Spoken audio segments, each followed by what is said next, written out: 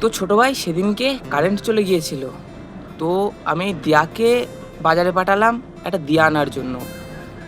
দিয়াকে টাকা দিলাম যে দোকানদারকে টাকা দিয়ে দিয়াটা আনবে। তো দিয়া দোকানে গেল, গিয়ে দোকানদারের কাছ থেকে দিয়া চাইলো। তারপরে কি হলো জানি না, দিয়া বাড়ি এসে আমাকে বললো দোকানদার আমাকে দিয়া দেয়নি।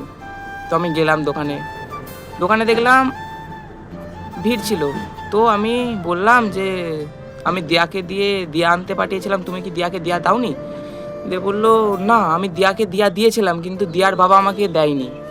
বললাম দিয়ার বাবা তোমাকে কি দেবে, আমি তো দিয়াকে টাকা দিয়েছিলাম তোমাকে দেওয়ার জন্য। দিয়ে বললো যে না, দিয়ার বাবা আমাকে দিয়ার কাছ থেকে টাকা নিতে দেয়নি, দিয়ার বাবাও আমাকে টাকা দেয়নি। তো বেসিক্যালি দিয়াকে ও দিয়া দিয়েছিল কিন্তু দিয়ার বাবা দিয়াকে দিতে দেয়নি, আই মিন টাকা। আমি এদিকে দিয়াকে টাকা দিয়েছিলাম, তাও দিয়া যে ওই টাকাটা দিয়ে কি করেছে আমাকে বলেনি, আমাকে ফেরতও দেয়নি।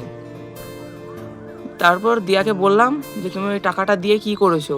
দিয়া বললো ওই টাকাটা আমি অন্য কাউকে দিয়ে দিয়েছি। বললাম কেন দিয়েছো?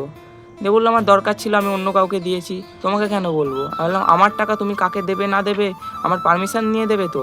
তো দিয়ার মূল বক্তব্য আমি টাকা কাকে দেবো না দেবো তোমাকে বলে দেবো না, দিয়ার দরকার যেটা দিয়া সেটা করবে।